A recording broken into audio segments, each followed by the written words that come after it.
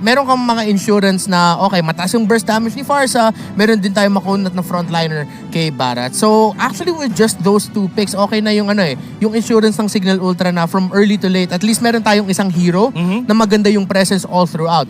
Now for Execration naman with the Benedetta, Lunox, and now the Lapu-Lapu, hindi pa natin nakikita yung pickup dito ni Cignal, and baka nga yung that is going to be a mid lane Lunox. So yeah, we still don't know the pickup here for Cignal, but Execration, kahit na maganda mag-objective take yung pickup dito ng Cignal Ultra because of the early game damage that they can deal out, kaya nila lumaban talaga for objectives. Kaya nila i-bruise ko yung Cignal Ultra if hindi maganda yung last two picks ng Cignal dito. Agree. And even this Benedetta from the side of Execration, hindi mo pa rin masabi if is this the Renzo that we used to see or is this gonna be Kel VJ's hero? Oo, meron din possibility yun. As a jungler. And going back to my point, Reptar, nagkaroon kasi tayo na if ever this gonna be Renzo, most likely makakaharap niya dito is gonna be etong Barats. Wherein nakita natin yesterday with Work versus Bren Esports, that was Flat PC and 3 na nagharap. And so early, pumapalag yung Benedetta. Pero as the game goes by, mas na-out-sustain, na-out-damage ng Barats yung Benedetta, especially during team fights. Oh, and that's been the trend ever since nakita natin si Barats na nakabalik na sa meta, that it's a strong late game frontliner. So, yun nga, with the fact that they have the Selena and then the Farsa here, baka may possibility nga na yung Selena dito maging post 5 para sa Cignal, kasi nakita na natin yun a few times this season, and then yung Barats ay mapupunta sa XP lane nga. Possibly for, at this point, hindi na nga natin masasabi kung sino XP laner ng Cignal kasi switcheroo pa rin sila Nagsuswitch na talaga ng mga roles Though, as of late, is Aqua Boy yung nagiging kadalasan na nilang jungler sa mga recent games nila. And KK Dot, he was placed on the side lane on, I think that was our match ever. Pero kasi, Selena kasi, ito rin yung naging parang pagpasok ni KK Dot dito sa atin sa Season 7 So, yeah. Exactly. It's confusing. So I think ito yung isa sa mga challenge ng Execration sa draft na to. Kasi hindi lang sa hero picks, it's sino maglalaro, anong position. Yes. And I think at this point, yun na yung nagiging lason ng Cignal Ultra Even though, yes, unfortunately, yung record nila shows wala pang manalo, but the times na nanalo sila ng isang game sa series, yun yung lason na take in effect Agree. So, at this point, looking at Cignal Ultra's draft ngayon, Reptar, we're sure that Kel VJ will be the one to use the Benedetta. Kasi Lapu-Lapu and of course the Alice will be on the side lane. Tama ka kanina sa Sinapor. Is this? May nakita tayo from ONIC. Bigla ko lang naalala. The ONIC PH, Kyrie, Lapu-Lapu on the mid. Kasi there is also a point na Kelra is using Lunox. Yeah. Diba? So, potential yun. Unless Execration, sobrang surprising gagawin nila yung ginagawa ng EVOS Legends recently na nagtatank Lunox yeah, EVOS. By the way, congratulations. They were the champion ng MPL Indonesia. And for sure, isa yon sa mga kaharap ng ating Team PH sa darating na MSC. Uy, Kufra, kinuha ata ng Cignal. Naku po! Kinuha yung isa sa mga comfort picks. Deny. Deny picks. So, ang daming deny picks para sa Cignal. And actually, early to late game, that's a good lineup from Cignal, pero mukhang mag-shine talaga sa mid-game yung lineup dito ng Cignal. Ang ganda ng power spike nila, like around level 8, mga minute 10, ganun. It seems so. Ang malaking tanong dito, what's gonna be the tank for Cignal? Will it be the tank Shu? This is a possibility, or meron pa ba silang natatagong alas dito para kay Cignal? Well, for Cignal, I hope Execration isn't thinking about picking up the Tigreal. Hindi masyado maganda yung win rate niya so far this season. But yes, safer pick na yung tank show na lang. Alright, so we've seen here mga kaibigan. So, once again, this is a must win for Execration as Cignal Ultra. Hindi na nga sila abot for the playoffs. Pero for Execration, kailangan nila tong panalo na to. As I've talked to some of the players of Execration, they were asking kung possible pa ba na umabot sila sa upper bracket. The answer is yes. Kaya pang umabot. They still have 3 series to play. This is the first, and may dalawa pa sila sa week 7. If they could potentially get, sabihin na natin, 2-0 nilang Cignal Ultra. They are at 13 points right now. They could go up to 16 points. So, maaangatan nila ng konti ng isang puntos ang NXP. Though, may laro ang NXP right after the series. Yeah, and I'm pretty sure whatever happens here, titignan talaga yun ng Execration kung ano mangyayari. And for Execration naman, hopefully, and I think some of us have seen here the mga tweets na sa social media ni Kel VJ. And masasabi ko lang is, hopefully for someone as young and as accomplished as him, pare, ang dami nang nagawa ni LVJ. I feel like hopefully going into this game, wala masyadong pressure. Kasi yung gusto ko, ang ganda talaga ng response ng community kay Kel eh. I know. Kahit nga kay si Flap, nag-message kay Kel na, pre, ibahin mo yung mindset mo. So hopefully, yung mga magandang words na at message na sinabi ng community, yung community kay Kel, sana may effect yun sa kanya na positibo. Yes, well, it goes to show na ganon kamahal ng ML community si Kel VJ. And we all know kung ano yung mga na-achieve niya na. He's been back-to-back champion. Oo. And kumbaga, as young as Kel VJ, I'm pretty sure he's around 16 years old right now. And Sobrang bata pa. ang daming-dami pa pwedeng mangyari. And yeah, shoutouts to Kel VJ. Di naman siya tatawaging at some point the king kung hindi niya deserve yun. But then as well also for Cignal Ultra, hopefully at one point in the season makuha din nila yung hinahanap nilang series win, because based on what we've heard from the members of Cignal Ultra, some of the really nicest people sa well, all our teams are nice. But then Agreed. Cignal parang they're a next level of nice. So hopefully at one point makuha nila yung series win. But then again, kalaban nila ngayon Execration. That's gonna be really difficult. I like what I'm seeing right now, no, Reptar, na binabantayan ni Ben Sanity dito si Aqua Boy. Parang sabihin na natin a little bit of lish na para hindi agad mapasok yung Farsa. Kasi pwede nating maiwan yung isang Farsa, like for example, level 4 na siya. He has a potential na mag-feather airstrike and just wings by wings papunta doon sa mga teammates niya. Pero can you talk about me this, itong lineup dito or laning dito sa may top lane, the Barretts, and as well with this Alice. Kumbaga, parang magpa-farm lang ba sila dito? Yeah, both of them have the potential to out-farm the lane, na mauna sila, na makalabas sa lane. But then, of course, in terms of mobility, getting around the map, yun yung lamang ng Alice, of course, yeah. with the flowing blood. But in terms of being able to farm up, hindi naman sila mahirapan sa isa't isa. Maybe at one point, the Barretts might mamimit yung awkward point na hindi pa siya ganun kakunat.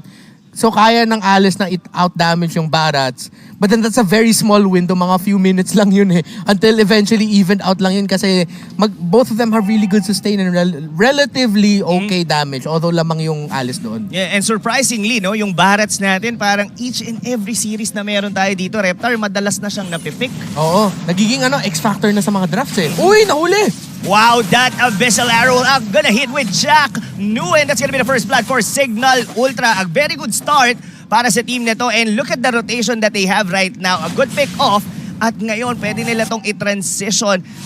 Sila dito pumupwesto na rin sila going into top lane, Reptar. Itong setup ngayon na ginagawa, and before you answer that question, what a tyrant's revenge coming from Ben Sanity. I like the aggression of Cignal Ultra. How will Execration deal with that, Reptar? Well, so far Cignal Ultra, nahuli lang nila yung Execration out of position. So, it's not something that Execration is doing it wrong. Pero Cignal Ultra lang, ang ganda ng pag-entry dito ni Kekedot at ni Ben Sanity. Speaking of entry, look at the poke damage coming from Janus using that shadows. At papasok, the arrow was about to connect pero binlock ng Shunpo yon ni Jack Nu. Ngayon, with the contention here dito sa pinakaunang turtle ng laro na to, alam to, ng Cignal Ultra, pumuposisyon sila. The arrow will actually connect doon sa may Alice. Sino makakuha ng turtle? That's gonna be Kel VJ. But the Detona's welcome will be used by Rhea dito. Nako, nandito na lahat ng mga members ng Cignal Ultra, pero napaback up na buhay pa doon yung dinosaur. Oh my! Reptar, sinong nanalo doon? Well, Execration, sila nakuha ng isang kill and they got the turtle. So, masaya ang Execration. So, nabalanse na yung momentum dito after the early pickoffs na pinakita ng Cignal Ultra. Execration naman nakagante with a kill of their own and the turtle. And that's what they really needed to do because of the fact na nakuha ng early kills ng Cignal Ultra, Execration doesn't want to give any more kasi baka ma-snowball.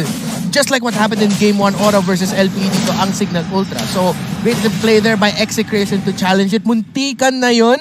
Cignal Ultra, muntikan na nila maka-knockout ng objective. But at the end of the day, Execration wins it. Pero kung papansinin natin dito, Kekedot was actually landing a lot of crucial arrows dito against Execration. Kailangan maging maingat dito ang buong kupunan ng Execration. Tinamaan kanina doon si Renzo. Unfortunately, nakataka siya. But look at this. Pasok dito ngayon ang mga members ng Execration. Bravest fighter na ginamit na ngayon dito ni Kelra. 1v1 with Ben Sanity. Pero nakapag-flicker out pa rin naman. And that's gonna be it for that skirmish.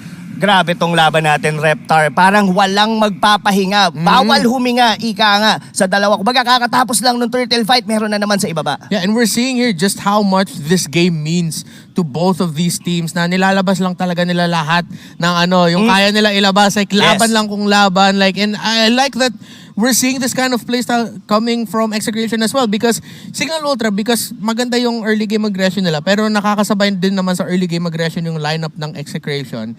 In a way, parang yung Exe na gaganahan sila ilaro yung style na sanay sila eh. Kasi di ba ever since matagal natin sinasabi, the power of friendship, early game aggression, that's the best version of Execration that we know of. But then, Cignal Ultra, maganda naman is nakakasabay din sila. So, because of the ang taas ng drama around this game eh. Oo. Again, a high stakes sobra. It's nice that we're seeing this kind of level. Oo, and it goes to show na Execration talaga, they're really willing to take or do everything para dito sa laro na to. Dito, ito yung kinasanayan natin na Execration, yung balagbagan yung laban. Like, pag sumunto ka, meron din silang counter punch and you could see that na sumasabay talaga sila even with the great initiations coming from Cignal Ultra, yung mga arrow ni Kekedat was always on point, even with the Tyrant's Revenge na manggagaling kay Ben Sanity. So, bumabalik. And nararamdaman ko dito, sa mga previous na mga games natin, si Kelra nag-online siya most of the time mid to late. Pero yung hawak niya tong lapu-lapu, as early as the first 3 minutes of the game, ramdam mo na kagad yung presence ni Kelra. Yeah, and you don't see that a lot of, well, recently, yun yung naging trend sa mga lapu-lapu players eh, na hindi na masyado na lane hold lang ako, nasa lane nagpa-farm. Kasi nakita din na, uy, maganda din naman na kahit sabihin natin level 3 or level 4 lang, early game rotate na kagad on the lapu-lapu, it works. And then if Execration can keep that up, baka mako-convert pa sila with 1 kill. Yes, speaking of 1 kill, itong Dinosaur ang unang napili dito ng Execration. What a good pick off dahil malayo din yung mga members ng Cignal Ultra. That's gonna be a possible energy shield na madi-deplete ng Execration on the top lane. And that's something Cignal Ultra has to look to try to stop and defend kasi Alice yung nakaka-farm doon, and then of course you want to delay the farm of the Alice. Kung makukuha ng early winter truncheon yan, man, the risky plays are gonna come in and baka masurpresa pa dito ang Cignal. I'm beginning to like Reptar dito na yung Benedetta is nasa kamay ni KelVJ. Talagang ramdam mo siya all around the map. The Order of Brilliance will be used doon ng Lunox ngayon dito. The Turtle, 3 members, ang ganda ng position dito ni Kelra to do a flank sa Cignal Ultra with the bravest fighter. Even Renzo nandito na rin. Secure na naman ni KelVJ yung Turtle, and it's time for Cignal Ultra to disengage. Oh, but that's gonna be Abyssal Arrow to Ito, Max. Baka may makukuha sila. Yun ang tanong, pero hindi. The Chaos Assault was used para makatakas. Wow! Execration getting a lead. At first 5 minute ng laro, there's already a 3,000 lead para sa kupunan na to. Yeah, but it's still a relatively close game. Cignal Ultra pinapakita nila na okay, if matatalo kami sa team fights or sa objective takes, susubukan namin naman mag-counterplay. And of course, Keke Dot, parang naging E2 Dot na to, or Keke Max na eh. Si Keke Dot, tamang-tama din yung yung Abyssal Arrows niya. So, Execration have to watch out for that kasi sa sobrang haba ng stun ng Abyssal Arrow, baka yun pa yung maging turning point para sa Cignal Ultra. Oh, yes, yes. Pero so far dito, Reptar, we haven't seen the capability, but mamaya na yan because Renzo is going in pero hindi niya alam na nandito si KK Dot and he's about to get down. Pero nandito na ngayon si KelVJ to save the day. KK Dot used the flicker pero patatakasin ba ni KelVJ? Yes, makakataas, but the flawless welcome will be cancelled and he will get away. Sobrang clutch yung pag-charge ng Sword Intent. Pero pumasok pa rin si Janus. Pero wala. Poke lang. But yeah, a good thing KelVJ was able to stop that. Kasi kung nahuli siya dun sa Detona's Welcome, that would have been a kill to Janus or to Rhea. Yes. Like, sigurado. But then, again, clutch yung pag-charge ng Sword Intent, nakadash siya. Yes, pero ito look at Execration. Sila yung nagsiset ng tempo dito. From the top lane, may kita mo yung aggression na ginawa ni Renzo on the bottom lane. Kumbaga, kanina nandun si Kel sa tops, ngayon nandito naman siya sa baba. And that's one of the reason why I like na hawak niya ngayon itong Benedetta na to. He's all around the map. Kumbaga, KelVJ against 5 members ng Cignal Ultra to, Reptar. Oo, laging may presence yung Execration na or numbers advantage in the objective takes because as well, because of what we said earlier, si Kelra, early din mag-rotate. Pero, Abyssal Arrow, walang follow-up for Cignal Ultra. So, hinga lang muna dito ang Execration. Another turtle fight. Ang crucial dito, yung positioning ni Aquaboy at saka ni Kelra. Yeah, speaking of positioning dito, sinimulan na ni Insanity ang pagtalon pero wala siyang tinamaan. And makukuha ni Janus yung turtle na yun pero kapalit naman ang buhay dito ng Kufra. Dikit-dikit ang mga members ngayon dito ng Execration pero nasulit sila ng feather airstrike ni Aquaboy. But eto, Max is still alive. Double kill pa nga dito si Renzo. And so far, that's gonna be 3-4-1 exchange. Though nakuha naman ng Cignal ang turtle. Yeah, and again, Cignal Ultra got the turtle, but then the threat of them playing for the counterplay. Potentially, based on what I remember seeing, I think Aquaboy kinonserve niya talaga yung feathered airstrike. Hindi niya ginamit for the turtle take.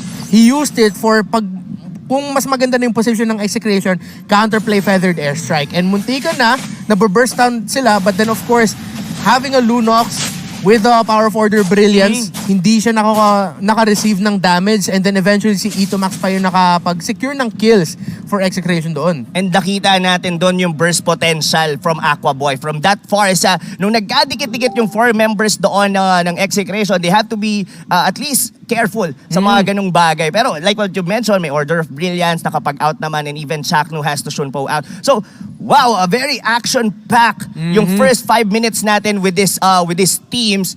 Though, may consolation for the side of Cignal Ultra, nakuha nila doon yung turtle. Sabihin na natin dito, yung lineup ng Cignal Ultra is somehow, yung power spike is on the mid game. Dahil yung Hayabusa, ang mapapansin mo, ginagawa lang niya, inultihan niya yung minion wave, then it's gonna go back to farming sa may jungle. Even the Barats himself, parang kiniklear niya lang. Tapos no? So, where do you think is the right moment for Cignal Ultra to strike? Well, tama yung ginagawa nila so far, which is going for the counterplay. But then, the good thing about their lineup is because of the mobility of the Farsa and then the Hayabusa, meron din naman silang map presence para mag-split push. Pero baka ma-pick off dito si Renzo. Mukha nga, dahil ang ganda ng synchronization of skill, may pana from the Titonas. Welcome. Pero ang kunat nung Alice na yon, so far, KLVJ ngayon, ang nanganganib na mamatay dito. Eto, Max is not enough to save KLVJ, pero mukhang may kapalit naman yun. Reptar, mahabol na ba dito si Rhea? That's gonna be a no. And another pick off, off-cam kill, Chakno, na pick off ni Janus. Oh, what's happening ngayon, Reptar? 2-for-1 trade across the map kung saan lamang ang Cignal Ultra. And I feel like yung nangyari dun with KLVJ and Renzo, hindi naman sa miscommunication, pero at the same time, parang crunch time decision yung para kay Renzo. Kasi low na yung health niya talaga. For sure, dapat play safe, go back. But then, as we saw before in Aura versus LPE, potentially, Renzo baka pumasok ulit and then ma-reverse niya yung laro. Yung play na yon. And now, he's still continuing the fight. Baka mapitas pa nga siya. Napitas niya, binate niya. Alam niya na low HP na doon yung Barats. Alam niya rin na papasukin siya doon ni Eto Bax. It's a good bait. Uy, meron. Meron siya, pero nakabang dito si Insanity just in case hindi siya tamaan ng Shuriken. It's gonna be a shutdown. Janus getting back on the mid game. Nako, Reptar, mukhang nararamdaman na yata natin yung power spike ng team na to as Execration is failing to find kills. Though, Kelra gets a solo kill against Aquaboy. Sabi ni Kelra, okay guys, bawiin natin isa, and they were able to take down Aquaboy to alleviate the pressure in the bottom lane kasi na-push na yung first tower ng Execration sa bot. Baka kaya na nga ni Kelra basagin yung unang tore ng Cignal sa baba, and that will be the first tower pa nga para sa Execration na mababasag nila kasi 3 na ang nabasag ng Cignal dito. Yes, and kung papansinin mo, no, Reptar, in terms of kills, in terms of farm, yes lamang yung Execration, but they are not getting any objectives out of it. And gaya ng sabi mo, kakabasag pa lang nila ng outer turret sa baba ng Cignal Ultra, and this arrow, this vision na pinoprovide ng tank and support ng Cignal is enough for them to be able to hold the lanes. Key item pickup, Renzo, may Winter Truncher na. So kung ida-dive nila dito si Aquaboy, kaya nila. At bukang yun na nga ang gagawin as Renzo is going in, pero lumabas na muna ng mapa dito si Aquaboy, and nabasag na rin nila yung tore. So that's gonna be it for Execration. They are still in control. Pero dito sa may top lane, 1v1, and Rhea is just trying to go in against Kelra. So ngayon, Reptar, the Lord has already spawned. Sino kaya ang unang magko-contest nito? Pero mamaya na yun, pasok yata dito sila Insanity. Bakbakan na naman sa gitna. Oh, Janus takes a lot of damage na immobilize siya doon. He got a bit from that Alice. So, tanong ko kay Janus if he'll try to heal up muna bago nila subukan kunin yung Lord. So far, Cignal Ultra yung may lamang sa Lord positioning. And then Kekedot nakakuha din ng information na meron mga miyembro ng Execration malapit sa purple buff. Execration can either play for the buff and then push mid, or then they can try to get a pick off and then mag-Lord naman sila. Pwede. I really like the strategy that you've mentioned. And ito, ako papansinin mo rito, both of the gold laners na ganyan, even ditong si Aqua, look at this damage. Sumasakit na. Mararamdaman natin lalo yan pag nabuo niya na yung kanyang Holy Crystal. Pero ito na, here we go. Mukhang papasok yata dito. Execration, they are trying to find a target from Cignal with his Way of Dragon. Pero hindi pa yata ganun ka-confident ang Exe. Reptar. Kung sobrang cautious nila. Ang ganda nga pag back out doon ng Execration kasi alam nila, the reason why na lumapit sila is kasi alam nila si Rhea nasa bottom lane pa. Oo. But since hindi sila nakahanap ng opening, Cignal, maganda din naman yung defensive positioning nila, Rhea was able to find time na makasama doon. And then just when that moment na feeling na ng Exe, andito na tayong Barats, back muna tayo. Nako, if I may ask you, dahil, sisimula na ngayon dito ng Execration or dinaanan lang nito. If I may ask you, Reptar, sa ganitong scenario na medyo nagkakapaan yung dalawang team kung sino yung kukuha ng turtle, sa ganitong battle, sino ba ang mas lumalamang sa battle of attrition, ika nga?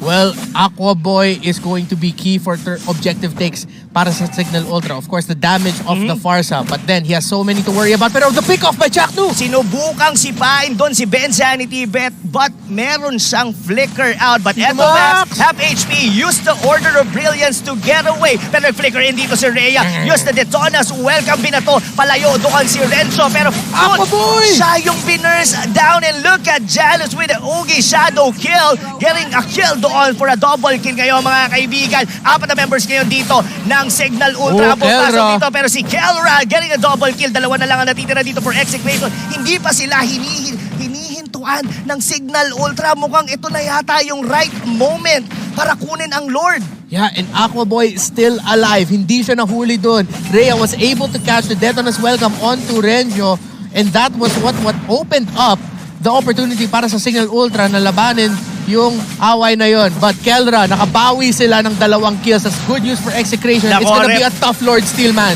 Tough na tough talaga, but Aqua Boy will secure the Lord para sa Cignal Ultra. Ngayon, pumapalag-palag pa naman dito si Kelra. He actually got Janus. Ngayon, ito na ang counter-initiate ng Execration. Buhay na halos lahat ng mga members nila dito. 2 ang nawala sa Cignal. Hindi pa sila tapos as Renzo is trying to go in with the flowing blood. Pero ang malaking pasabog dito ng Cignal Ultra, Reptar, nakuha at na-secure nila ang unang Lord. And ngayon, si Kelra, man, if ever manalo dito ang Execration, baka siya yung maging MVP. Kasi yung efforts niya, the last 3 minutes to keep Execration alive in this game, yung entire exchange na yun, kung nasan 3 miyembro ng Exe na wala, nakabalik sila, na hindi nila nakuha yung Lord, pero nakasecure sila ng kill kay Janus. That was because, sabi dito ni Kelra, kukumit pa ako, lalaban pa ako dito, hindi ako suko. Hindi. Kahit still ang 2 na nga lang ni Cignal yung natitira doon eh. Pero just like that, Cignal Ultra winning that team fight and securing this Lord. Pero look at that. Ben Sanity with the Tyrant's Revenge. Pero alam yun ni Cignal, and Execration would want to kill this Lord agad dito. Pero the Way of Dragon has been used just to defend himself. So ngayon, Reptar, Execration still in control. As look at that, they are fighting 5v4 dahil nakahiwalay pa nga doon si Kelra, and going into his item he already has a BOD, Queen Swing, Oracle, and Bloodless Axe. Ganun ka-farm ang lapu-lapu na to. Yeah, hindi siya yung core, pero parang siya na nga yung naging core dito in terms of the items. But of course, Kel VJ not too far behind. Mga 2.3 gold lead dito si Kelra over Kel VJ. But that's still good news for Execration. Naka-BOD na rin si Kel VJ, so he'll be able to provide the damage. But then it's good news kasi si Kelra, yung lapu-lapu, yun yung kailangan ng Execration. Hanapin si Kekedot at si Aqua Boy. That's why the Oracle pickup is really good para mabawasan yung magic damage. Oh no, as here we go. Looks like Cignal Ultra is eyeing for Kelra right now. Nakita nila dito si Cignal. Renzo, bumalik na siya dito. We're about to get a fight. Pero tamang tantsahan lang muna rito, Reptar. Yung parehas na team, ayaw rin gumawa ng mga risky plays. Ang ganda ng disiplina ng dalawang teams. Even if Renzo has the Winter Truncheon, kinakalculate talaga ng Execration when is the right time.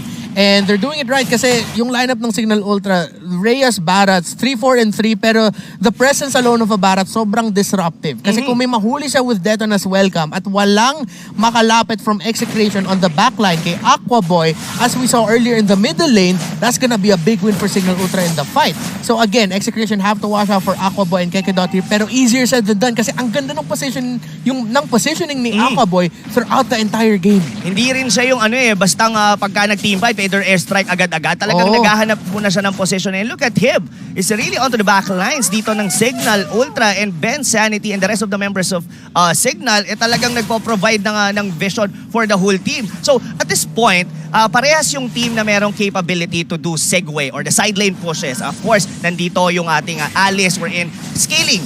Lalong tumatagal, mas lalong lumalakas. And even itong ating halos magpipik na nga itong lapu-lapu natin eh. And mind you, there is also a Benedetta that could do side lane pushes, Reptar. Oh, and actually, I like that Execution, nakita na nila konti yun na, okay, I think kailangan lang natin i-split yung mapa para makuha yung attention ni Barats. Because so far, si Rhea yung main na nagre-respond sa side lane na mag-clear ng waves. So again, if Execration can keep forcing the pushes on the side lanes para maka-alis si Barats away from the rest of Cignal Ultra para maka-defend dun sa side lane push, Execration, meron naman silang mobility para mag-force ng fight. Yes. Na 5-on-4 habang wala si Barats. Pero kailangan nilang mag-ingat. Yes, they do have this kind of mobility. Pwede silang sumegway rito. Pero hindi mo rin pwedeng maliitin dito si Janus. Oh, not at Halos all. lock item na rin tong Hayabusa na to. And look at that. Another Way of the Dragon na ginamit doon kay Kekatan. So, yung si Janus dito with a 5-1-2 KDA, he's been the one dealing a lot of damage dito for Cignal Ultra. Ito, makikita na. Here we go. Renzo nandito sa ilalim. Detonas, welcome. But ginamit na yung kanyang Winter Truncheon pero hindi enough yun, Reptar. Napitas pa rin siya rito ng Cignal Ultra. Pero ngayon, dikit-dikit ang mga members dito ng Execration. Ito na nga, si Janus dealing a lot of damage dito para sa side ngayon ng Cignal Ultra. Si Kelra na lang ang natira dito sa gitna with the Feather S na magagaling from Aqua Boy from downtown. Though, hindi pa rin naman namatay.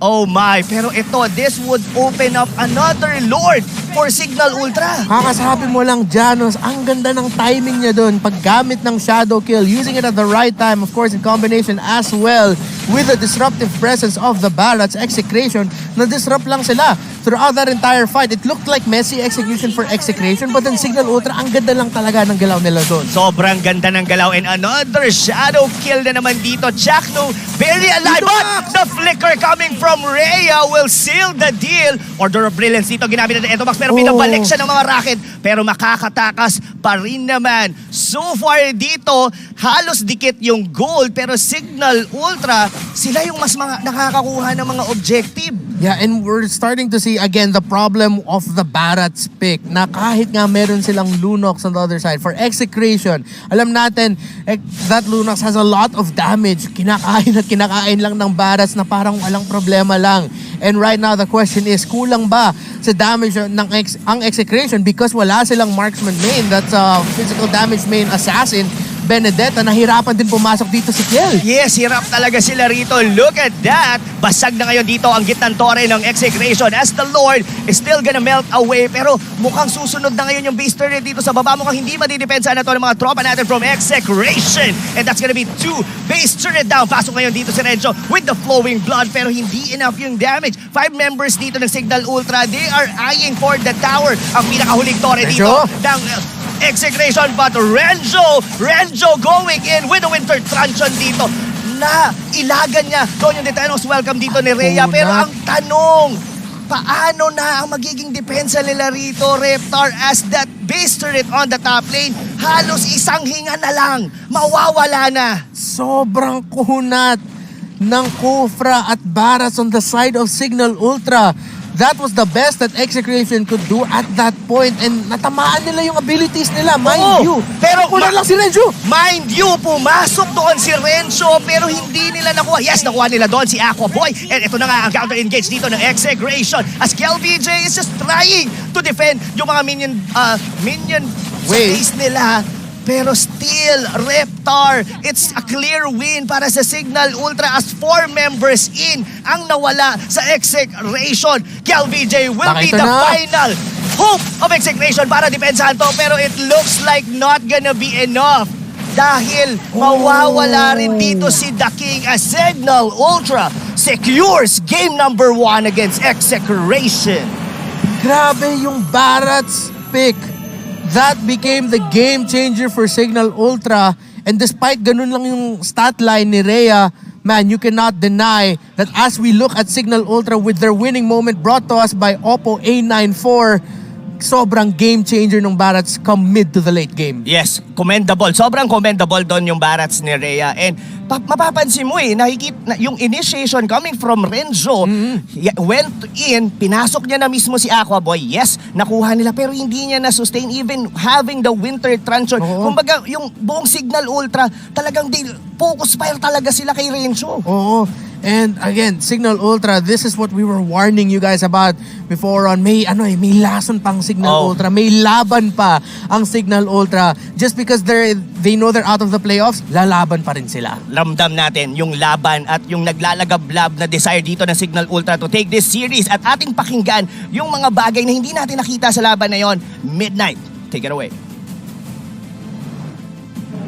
Boy oh boy, time and time again, ang manlalason ay nilason this time around. Cignal Ultra takes game number 1 against Execration. Napakalupit ang pinakita nila dito. Welcome back to the analyst stand. My name is The Midnight and ating i-breakdown kung paano ba nilason ng Cignal Ultra ang Execration this time around. Now, this following post-game stats are brought to you by Smart. Let's look at the heroes here of Cignal Ultra. Breakdown natin bakit mahirap yung laro ng Execration. Number 1, the presence of the Kufra allows Cignal Ultra to play aggressively while playing defensively. What I mean by that is, meron kasing underlying pressure, no? Merong underlying pressure ang Cignal Ultra against the Benedetta of Execration. That's the reason why we didn't see KLVJ perform that well. Kasi nga, napakahirap maglaro ng Benedetta in this game. Ang daming poke damage from the Farsa, ang dami niya kailangang isipin, the traps of the Selena, even the arrows. Tapos, may problema pa sila with the Barat. So parang, pag inisip natin, napakahirap nga naman pasukan yung lineup ng Cignal Ultra with the heroes of Execration. Kasi 3 of their heroes likes to go in, no? Actually, 4 yung heroes sila na gustong dikitan yung Cignal Ultra. And that's the advantage of having Hayabusa and the Farsa. You can constantly poke your enemies and make sure na bumababa yung HP threshold nila. And then it threatens the range of the Farsa. Kaya makikita natin dito, no? Although medyo mababa yung kills ni Aquaboy, taas naman ang kanyang assist. Kasi ito lang yung ginagawa nitong lineup na to. They poke, they sustain, and they threaten with the Kufra and the Barat. Kaya hindi nakapaglaro ng maayos si KLVJ. Actually, makikita natin yung sinasabi ko rito in just a bit on our highlights that is brought to us by Smart. Again, Execration, if you look at it this way, Execration, they can utilize their heroes with their farming abilities. Kasi